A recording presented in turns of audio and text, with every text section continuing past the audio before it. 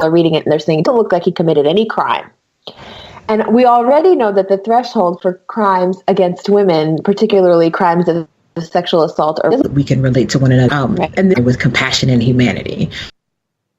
Or sexual coercion or an unpleasant sexual experience that has happened that has had a significant impact on their lives. It's almost it's to the point now in my practice to where if I see women coming in and they are, I mean that we don't get to name what happened to them or what is happening to them as problematic, that both of those things can be true. Yeah, I mean, you're seeing that exact thing happening in the responses to Grace's story, the pseudonym for the woman,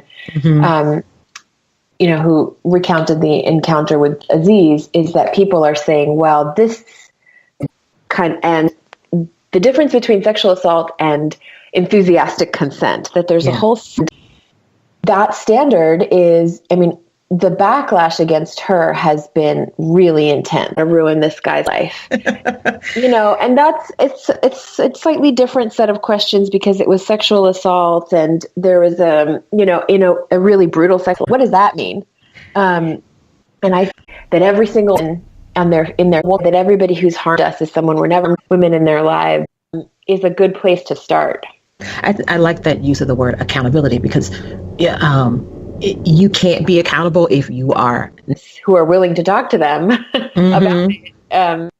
How do we do that in a way healthy and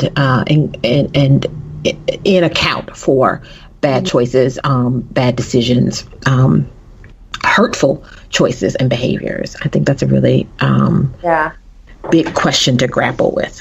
Yeah, but an important one. I mean, I think it's the time for folks to ask themselves, how do I want to be in this moment? Do I want to be someone that is asking a sexual assault or sexual harassment survivor to say, well, prove to me that you did that? Or do I want to be someone that's noticing that a lot of people are saying this, and what does that mean about the world that we live in? That is both respectful. And I feel like what we really need is some good leadership and some good conversations where men can have, those discussions with each other. It's a real point of vulnerability. It's a really hard conversation to get folks to have. But the question now is like, we have, what is agency for you? Right, Right.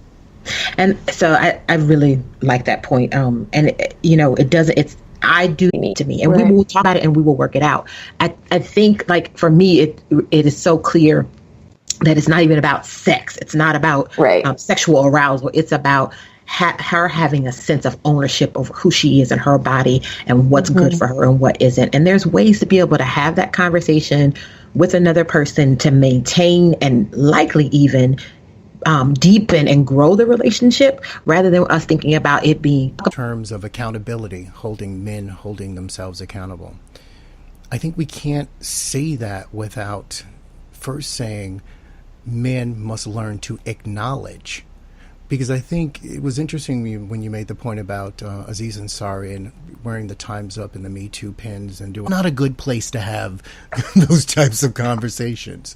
A little bit too late. Yeah, right. So I know Eesha has to run and go do something else. Eesha, can you answer just one last question for the identities that are different? And that's just a part of the changing times. And that's very refreshing. And it's really nice to hear new language and people using new language and making language their own as they talk about their sexual identity and their gender identities. Like, that has been really the spaces where we can be our, full selves and both socially, but also politically.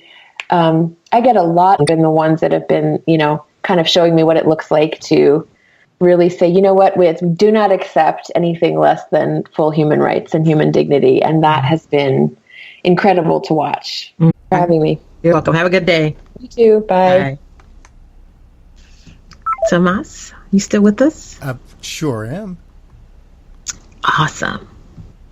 That was a really, really great piece of the conversation to have. I really am excited about, and I think that what she talked about in terms of violence against men and men being held accountable goes back to what you were saying earlier, right before we picked up the call with her. Right.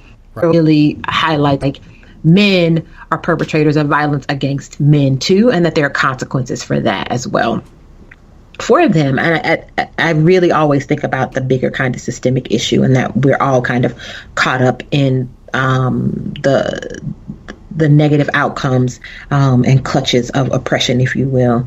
And so I literally said, why? Like, why does anybody ever need to be the devil's advocate? And I thought, well, you tell that person, why ask why?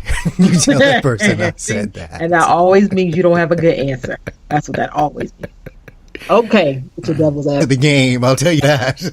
They'd be like, yeah, he must have voted for Trump. Bright was good though, real talk, on a comprehensive and global scale. So in my world, like for me, ideally, like nobody, regardless of their gender or sexual orientation, should ever have a negative sexual experience. I don't feel like that.